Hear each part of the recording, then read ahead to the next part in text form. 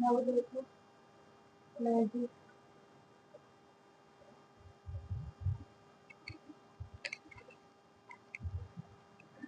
Student, स्वागत है आप सभी का उड़ान एग्जाम एंड मोटिवेशन में।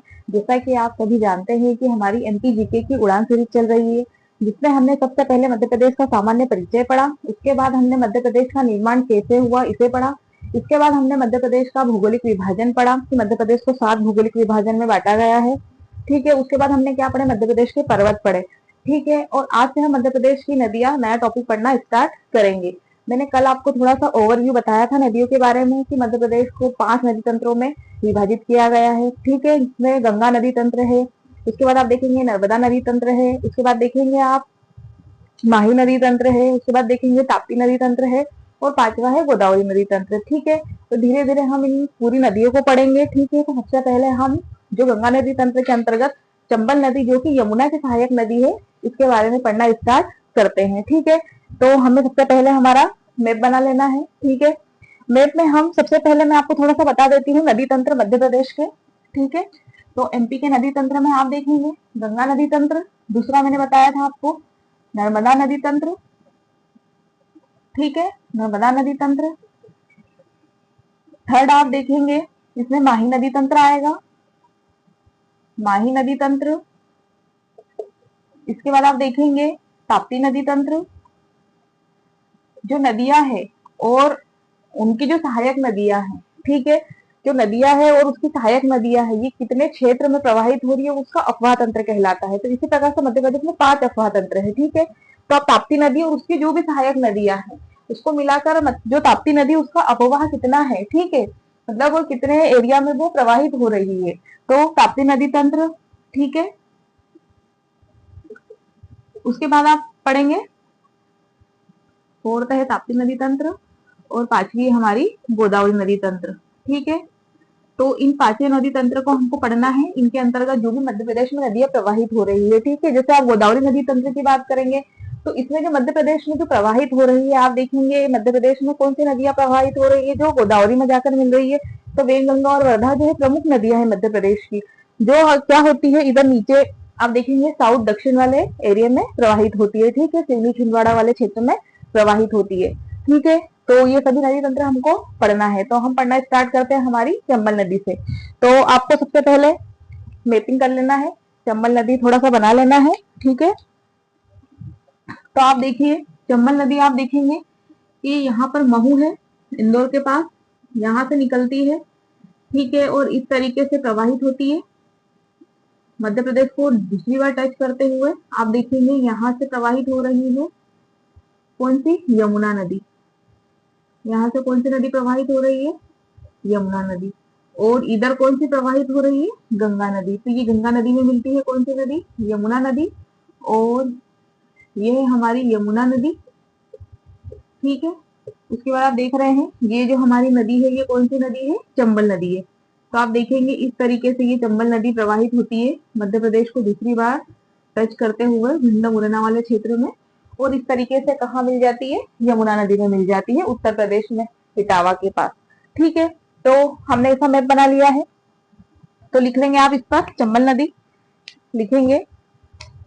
चंबल नदी है ये, कौन सी नदी है, चंबल नदी। आप देखेंगे यहाँ पर आपको महू दिखेगा, महू में है आपको मिलेगी जाना पाव पहाड़ी।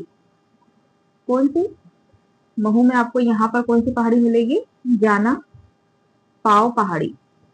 तो जाना पाव पहाड़ी से उद्गम होता है किसका, चंबल नदी का। ठीक है, तो सबसे पहले आप चंबल नदी हेडिंग डालेंगे और चंबल नदी में हम लिखना स्टार्ट करेंगे। ठीक है, तो हेडिंग डालें चंबल नदी और लिखना स्टार्ट करें।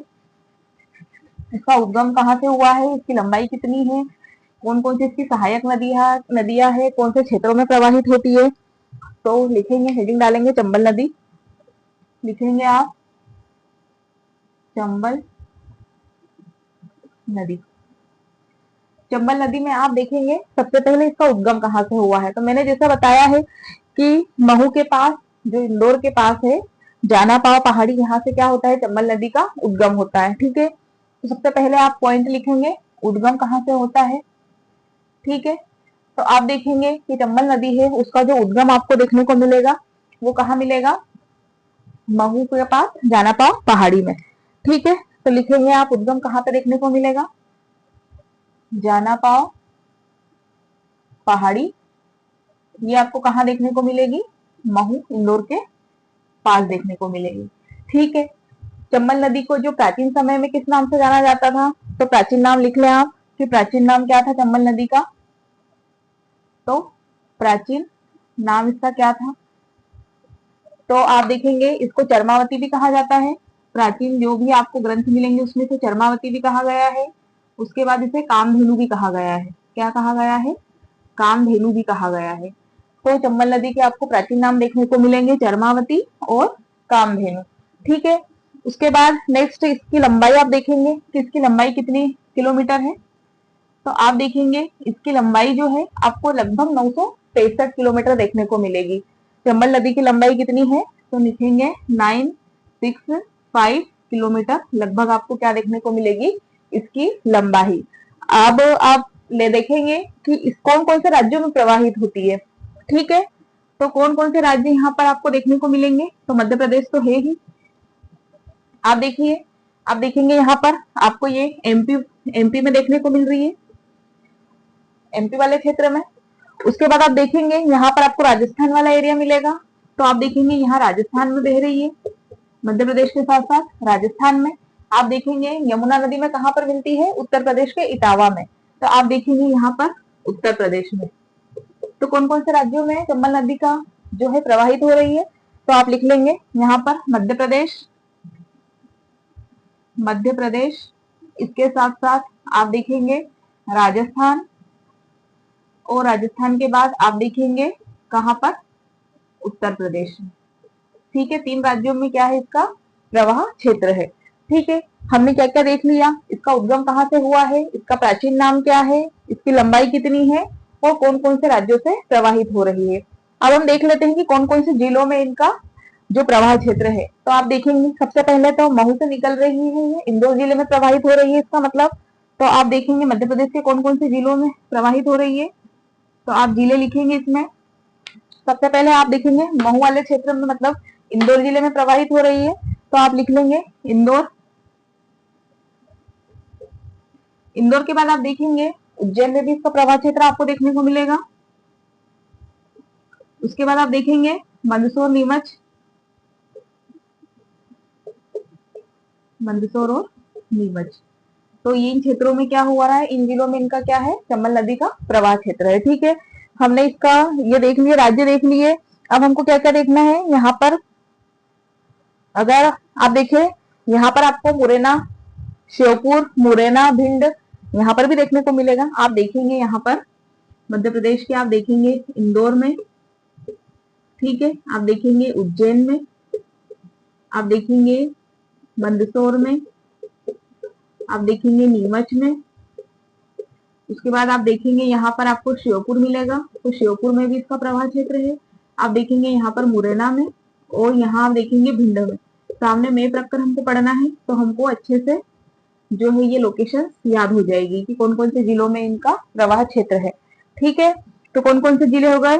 तो महू हो गया, रतलाम हो गया, धार में भी इसका प्रवाह क्षेत्र आपको नगर मतलब कुछ एरिया जो है वो आपको धार में भी देखने को मिलेगा। ठीक है, छोटा छोटा सा जो है वो हल्का सा टच कर रही है। ठीक है, तो आप देखेंगे कि इतने इतने जिलों में क्या हो रही है, ये प्रवाहित हो रही है। उसके बाद आप देखेंगे कि इसकी जो है हमारी सहायक नदियां कौन कौन सी है। तो आप लिख लेंगे सहायक नदियां। तो सहायक नदियां आप लिखेंगे इसकी।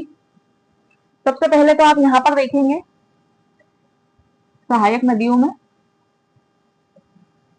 देखिए सहायक नदियां कौन कौन सी है इसकी।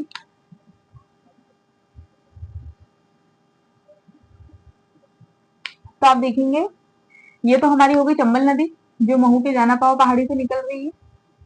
ठीक है, उसके बाद आप देखेंगे काली सिंध नदी जो इसकी सहायक नदी है। तो काली सिंध नदी का उद्गम कहाँ से हो रहा है? आप देखेंगे देवास है, यहाँ पर आपको देवास मिलेगा। तो देवास के बागली गांव से निकलेगी काली सिंध नदी, और इस तरह से प्रवाहित होकर किसमें मिल जाएगी? चंबल नदी में मिल जाएगी।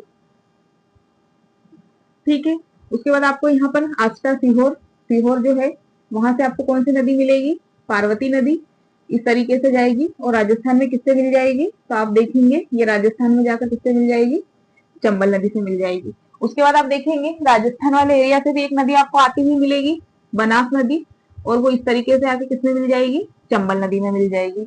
उसके बाद आप देखेंगे यहाँ पर आपको सिंध नदी देखने को मिलेगी, गुनावाड़ से क्षेत्र से निकलेगी और यहाँ पर आपको क्या मिलेगी, ये भी यहाँ क्या हो जाएगी, चंबल में मिल जाएगी। तो ये उसकी कुछ प्रमुख सहायक नदियां हैं। तो आप सहायक नदियों में लिख लें, तो इसकी कौन कौन सी सहायक नदियां हैं।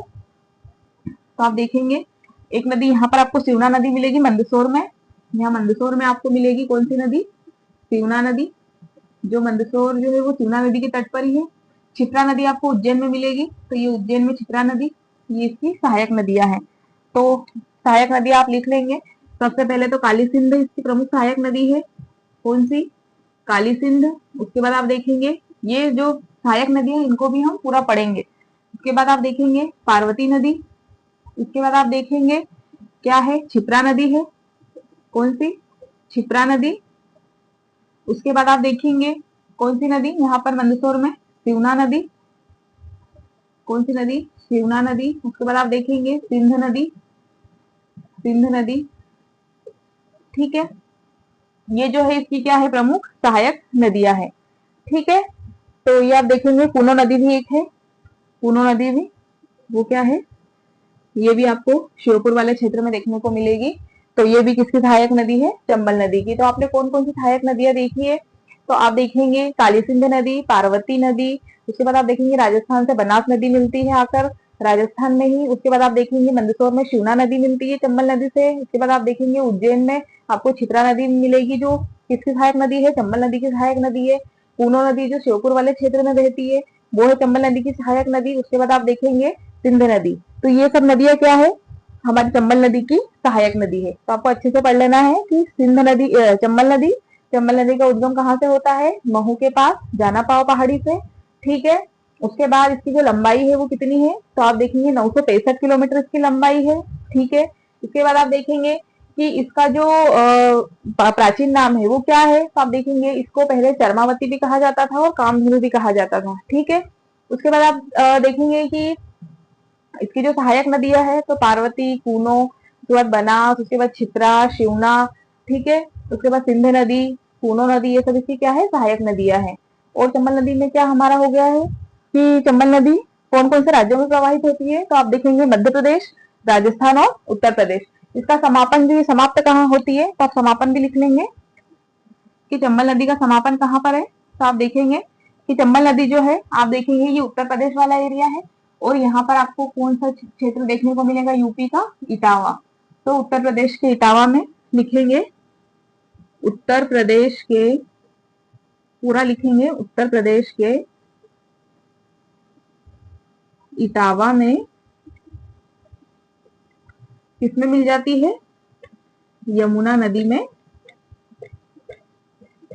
मिल जाती है। तो समापन इसका कहाँ हुआ है, यमुना नदी में। मतलब ये क्या है, चंबल नदी जो है वो क्या है, यमुना नदी की सहायक नदी है, ठीक है। अब हम देख लेते हैं कि इस पे कौन कौन से जलप्रपात बने हुए हैं, कौन कौन सी परियोजनाएं चल रही है। हम जो भी नदियां पढ़ेंगे हम पूरा डिटेल में पढ़ेंगे, उसके जलप्रपात कौन कौन से हैं और वहां पर कौन कौन सी जल विद्युत परियोजनाएं चल रही है, ठीक है। तो हमको बाद में अलग से जल विद्युत परियोजनाएं, अगर जो भी छोटी जल विद्युत परियोजनाएं बच जाएगी तो वो हम लास्ट में पढ़ लेंगे, लेकिन जो बड़ा बड़ा जो प्रोजेक्ट है वो सब हम इसमें ही पढ़ते चलेंगे, ठीक है। तो इसके बाद आप देख लेंगे कि इसमें कौन कौन सी परियोजनाएं चल रही है, कौन कौन से जलप्रपात बने हुए हैं। तो लिखो जलप्रपात, चंबल नदी पर कौन कौन से जलप्रपात हैं। तो आप देखेंगे राजस्थान में आपको एक जलप्रपात देखने को मिलेगा, ठीक है। इंदौर में आपको जलप्रपात देखने को मिलेंगे, ठीक है। तब जलप्रपात लिखे,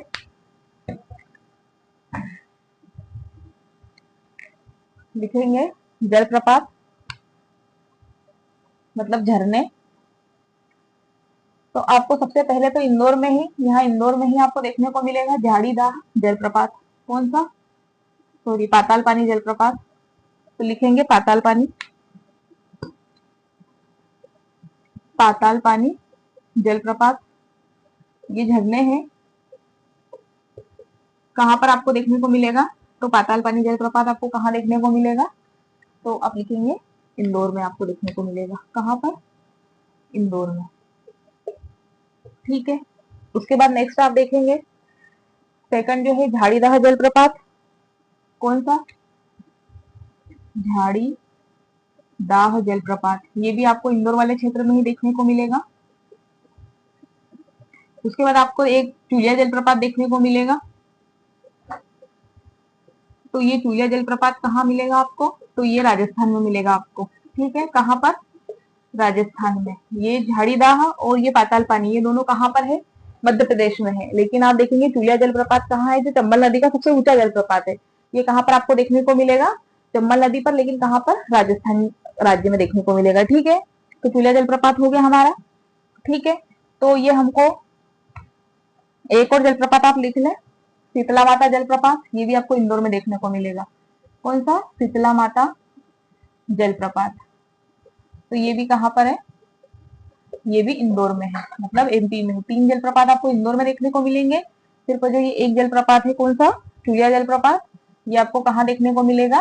राजस्थान वाले एरिया में, राजस्थान वाले क्षेत्र में आपको देखने को मिलेगा। ठीक है, अब आप देखेंगे कि यहाँ पर कौन कौन सी परियोजनाएं चल रही है। ठीक है, तो यहाँ पर आप देखेंगे 3 बड़े प्रोजेक्ट चल रहे हैं, 3 बड़े डैम बने हुए हैं चंबल नदी पर।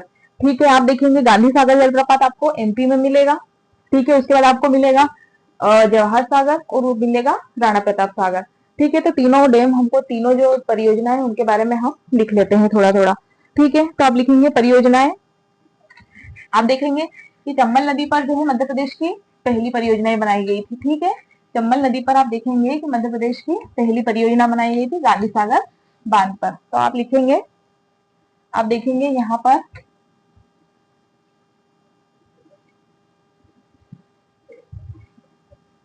क्या है, यहाँ पर आपको देखने को मिलेगी, ये कुछ एमपी का मैप इस तरीके से है। ठीक है, यहाँ पर हमारी आप देखेंगे ये वाला जो एरिया है मंदसौर वाला, कौन सा? ये मंदसौर वाला जो क्षेत्र है, यहाँ पर आपको कौन सा जो देखने को मिलेगा? गांधी सागर परियोजना। ठीक है, गांधी सागर बांध आपको देखने को मिलेगा। कहाँ पर? तो ये मंदसौर में देखने को मिलेगा। मैप में भी शो करना है आपको और साथ में क्या करना है? नोट में लिखते भी जाना है। ठीक है, तो आप लिखेंगे गांधी सागर बांध। क्या लिखेंगे? हेडिंग डालेंगे गांधी सागर बांध।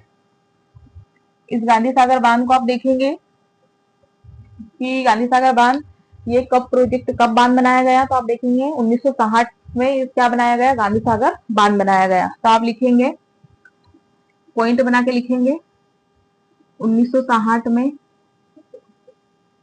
निर्माण, या फिर ऐसा लिख लें कि निर्माण, निर्माण कब हुआ?